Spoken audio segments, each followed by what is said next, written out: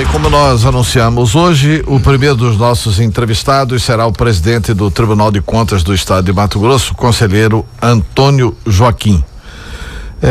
Hoje tem uma reunião entre os poderes, eu acho que é entre os poderes, exceto o executivo, né? Essa reunião seria na Assembleia Legislativa de Mato Grosso para tratar da questão do 12º dos poderes.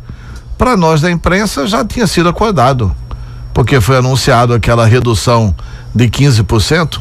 O que está pendente ainda e em debate nessa reunião? Conselheiro Antônio Joaquim, bom dia, um prazer tê-lo conosco. Bom dia, Antero, bom dia a todos. É uma reunião convocada pelo presidente da Assembleia, o deputado Guilherme Maluf. É natural, certamente para discutir o debate da LDO, a Lei de Diretrizes Orçamentárias que fundamenta o orçamento do ano que vem, inclusive todas essas questões de 12º que está sendo debatido. Eu acredito o seguinte, Antero, é preciso realmente discutir com profundidade essa questão da crise. Veja o seguinte, me permita rapidamente, desde 2002 há um problema sério no estado de inapetência do ponto de vista de enfrentamento da questão da reforma do Estado. O nosso grande amigo Dante Oliveira, e você é testemunha, eu também, somos personagens do governo. Ele deixou o governo absolutamente redondo, absolutamente equilibrado no ano 2002. Quando o Blário Maggi assumiu o governo em 2003, assumiu um estado totalmente saneado, totalmente organizado, inclusive com FETAB disponível para fazer investimentos. O que ocorreu nesses 12 anos? A verdade absoluta, não houve um movimento de continuidade da modernização do Estado. Isso foi um problema seríssimo. Em 12 anos não houve nada que caminhasse para o Estado se consolidar sua modernização, o seu tamanho, a sua eficiência. Ao contrário, nesses anos todos o que ocorreu foi um gigantismo do Estado, sem nenhum fundamento, apenas por pressões que foram feitas legitimamente pelas forças do governo, as forças dos funcionários públicos, de todos os setores, de empresários, de incentivos, e isso criou um problema seríssimo. Nós temos um problema nacional do Brasil, do país, que é um problema grave, né? Mas aqui em Mato Grosso que não poderia estar vivendo esse problema, porque deveria ter sido feito o dever de casa, que não foi feito. Pois bem, com esse governo, o governo Táxi, a partir do ano passado, houve uma iniciativa, mas não foi suficiente. O governo assumiu e fez uma pequena reforma. Então o senhor acha que além de discutir o 12º, tem que discutir a continuidade da reforma do Estado? Muito mais do que o 12º. O 12º é um pingo d'água no oceano. É preciso ter uma reforma de forma profunda no Estado. Esses 12 anos aprofundaram muito. Se de 10 continuidade desde lá atrás, nós estaríamos numa situação equilibrada, absolutamente equilibrada. Nesse momento é preciso aproveitar a catarse nacional, a crise nacional, a crise do Estado, e enfrentar com coragem o problema da reforma do Mato Grosso, do Estado do Mato Grosso. Nós temos problemas graves. O governo do Estado, nós somos um órgão de controle, de fiscalização. Nós temos o dever de alertar e de cumprir, cobrar o cumprimento da legislação. O governo do Estado, desde o abril do ano passado, não está cumprindo a lei de responsabilidade fiscal, no que significa os limites de gasto com o pessoal. Está gastando quanto o Estado? O Estado fechou dezembro com 50,2. Dezembro. E só pode até 49, é o limite máximo. O limite prudencial é 46. Nós estamos falando de receitas correntes. O ideal é vir no mínimo para 46, né? Sim, que é o limite prudencial. O que a gente diz é o seguinte: o que a pessoa precisa depreender com muita clareza é o seguinte: a lei de responsabilidade fiscal, o patrimônio fiscal, vamos dizer assim, a gestão, o equilíbrio fiscal hoje é um patrimônio nacional. E olha que já derrubou o presidente da República. A Dilma, do ponto de vista legal, está afastada pelas pedaladas fiscais. O que foram as pedaladas fiscais? Empréstimo sem declarar no balanço, quer dizer, empréstimo escondidinho, vamos traduzir assim, pegou empréstimo de forma informal com o Banco do Brasil, BNDES, Caixa Econômica Federal e do dinheiro do FGTS e não botou no balanço como dívida. Então, legalmente caiu por isso. Qualquer governador hoje também corre o risco de ser empichado se não cumprir os seus deveres da lei de responsabilidade fiscal. Se serve para o presidente da República, não serve para o governador. Então, o governador tem razão, ele tem que ter muita preocupação e não descumprir a lei de responsabilidade fiscal, não ser irresponsável do ponto de vista da gestão fiscal, que ele pode ser penalizado de forma grave por isto. Então, não cabe ao Tribunal de Contas apenas discutir do Odécio. Nós temos que alertar a população que nós temos o dever de cobrar o cumprimento do nosso patrimônio, que é o equilíbrio fiscal do Brasil, todos os tribunais do Brasil, no caso de Mato Grosso, o Tribunal de Mato Grosso. Então, veja bem, é preciso o governo tomar a decisão que poderia ter sido tomada no ano passado. Desde o ano passado, poderia, ao invés daquela reforma pequena, ele teria que ter feito, no nosso entendimento, uma reforma muito mais abrangente, muito mais radical, como deve fazer agora, na nossa opinião. Deve fazê-lo, porque não adianta, se fosse isso resolver o problema, o Tribunal de Contas já manifestou numa nota lá atrás, inclusive fazendo essa ressalva, essa explicação de que nós somos um órgão de controle, temos o dever de cobrar. Nós dissemos que desde abril do ano passado o governo estava com problemas de limite de gasto com o pessoal e que deveria tomar providências.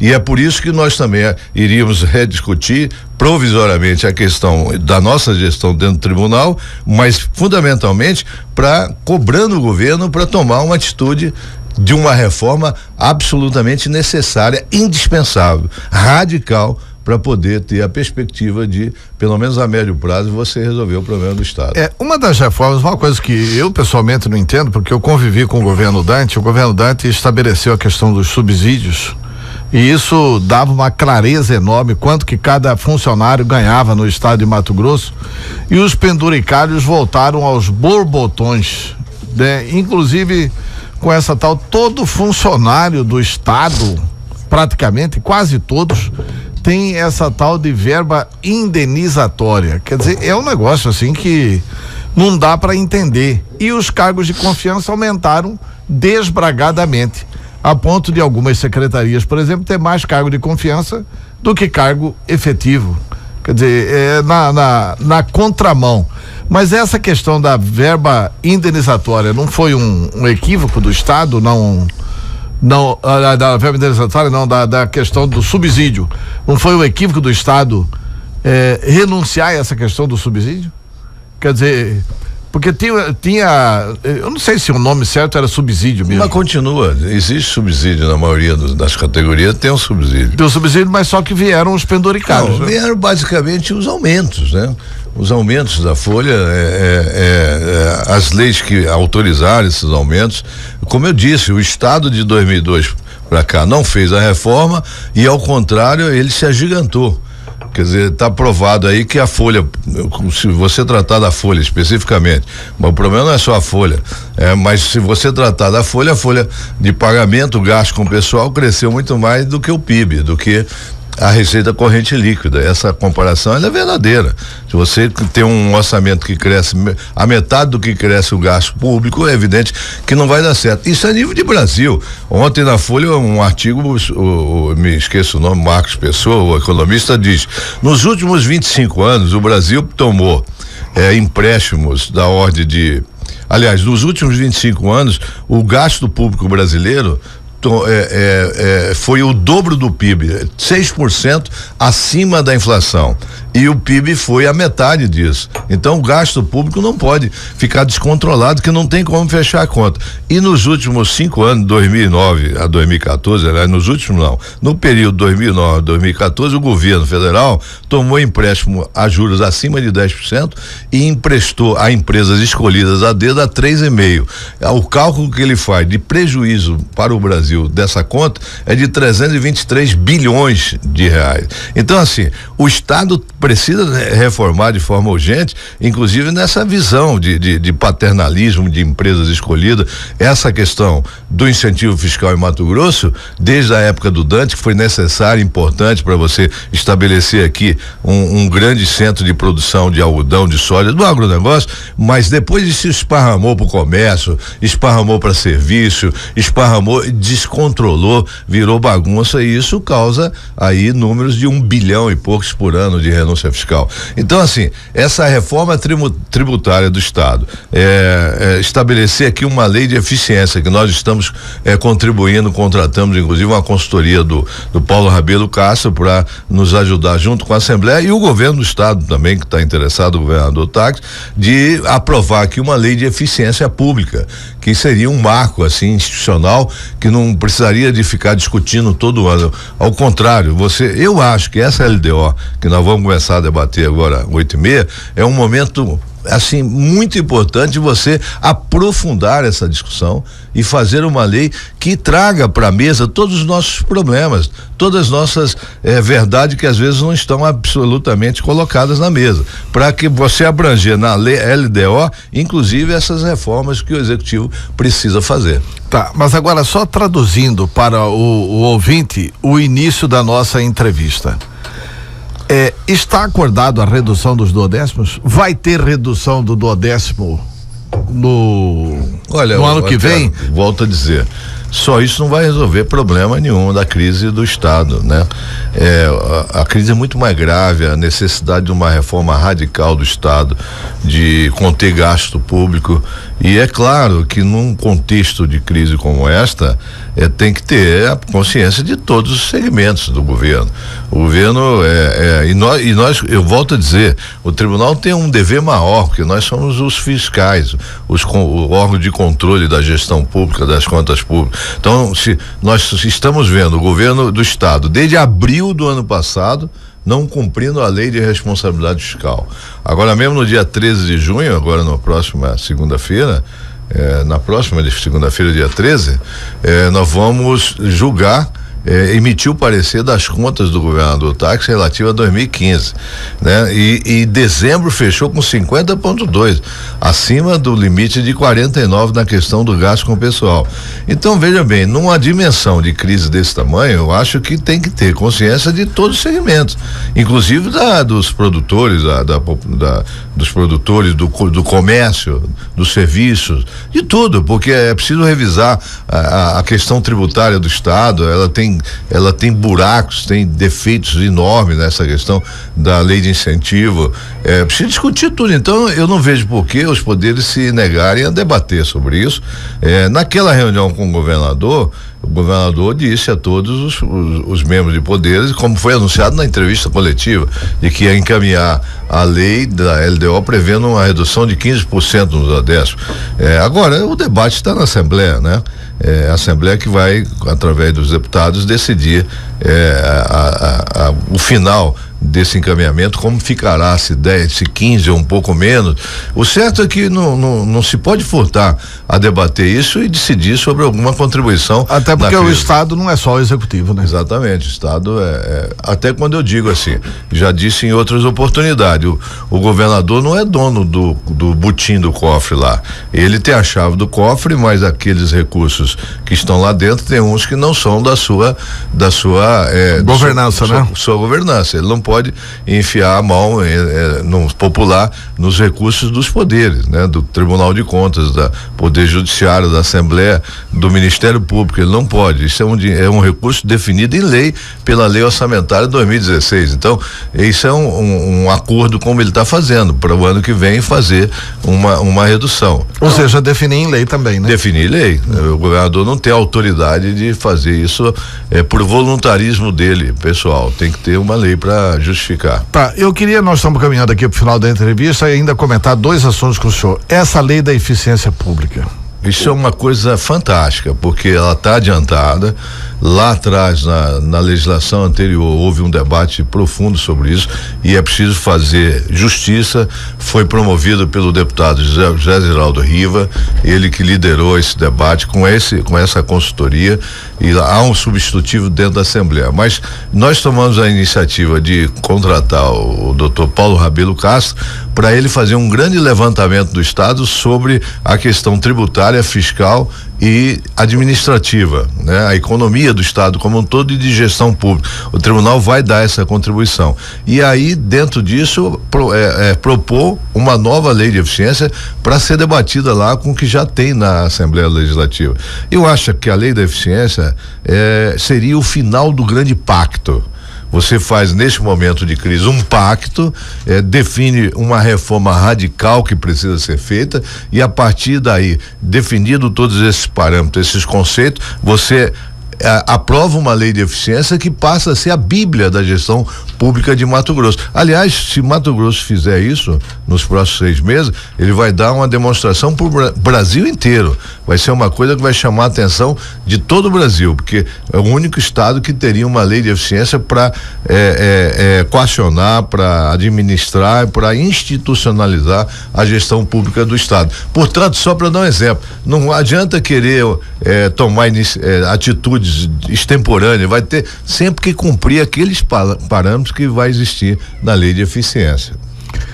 Uma outra questão, conselheiro, que é uma questão aí que estimula bastante o nosso comércio, a geração de emprego, desenvolvimento, que é a questão do pequeno empresário, a lei da micro e da pequena empresa.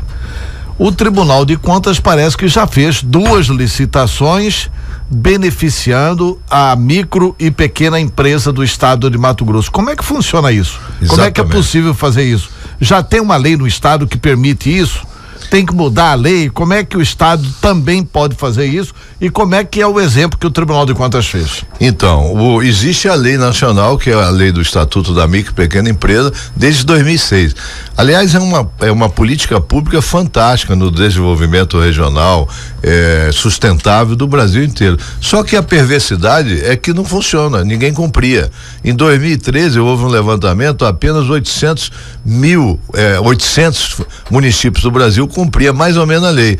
A ATRICOM, a Associação dos Tribunais de Contas do Brasil, fez um pacto com o Sebrae Nacional e convocou todos os tribunais do Brasil, convocaram todos os prefeitos. Hoje, 2 anos depois, já tem 3.500 municípios do Brasil que cumpre a lei. Olha lá, ainda são 5.000 e poucos. No Mato Grosso, nós estamos avançados em relação à lei municipal, porque é preciso fazer a lei municipal e estadual. Os municípios todos do Mato Grosso já têm a lei municipal. O tribunal cobra todos 141? Todos 141, porque o tribunal está há 4 anos cobrando e exigindo o cumprimento da lei. Agora, por último, o tribunal deu o exemplo. Nós fizemos uma portaria, instituímos obrigatoriamente que até 80 mil o tribunal vai comprar do micro e pequeno empresário, para mostrar que além de cobrar, nós temos que fazer. Mas concretamente, vocês fizeram 2 licitações. Em que área? Uma área de expediente, material de expediente, outra de gráfica. Veja bem, na área de gráfica compareceram 16 empresas, houve do preço nominal que foi chamado, 16 microempresas, contratamos por 60% mais barato do preço inicial. Na área de expediente, 28% mais barato, 15 empresas, microempresas. Então, nós temos que dar um exemplo. O governo do estado o estado não tem a lei estadual para normatizar a federal. Desde 2002 desde 2006 que devia ter. O governador Táxi mandou estar na Assembleia a lei. É preciso dar celeridade. Tivemos sexta-feira o Tribunal de Contas, eu e o doutor Zé Guilherme do Sebrae, com o presidente Guilherme Maluf da Assembleia, e ele nos garantiu que vai dar celeridade. Aprovando a lei estadual, o estado também passará a fazer as compras governamentais até 80 mil do micro e pequeno empresário. Você sabe que são 200 mil empresas que caem nessa categoria imatura. Das 208 mil empresas do estado, 200 mil são micro e pequenas empresas. Então nós estamos, é a grande economia do estado. Nós estamos falando de uma coisa extremamente necessária para você fortalecer essa economia sustentável. Isso chama desenvolvimento local. O poder público estimular o crescimento econômico, financeiro sustentável no local. São 7h43. Conselheiro Antônio Joaquim, muito obrigado pela entrevista. Microfone da Capital FM à sua disposição para qualquer esclarecimento. A reunião vai ser que horas? A reunião dos 8h30. Vai ser agora 8h30, né? 8h30. Então tá bom. Muito obrigado pela entrevista e sucesso lá na reunião. Ok.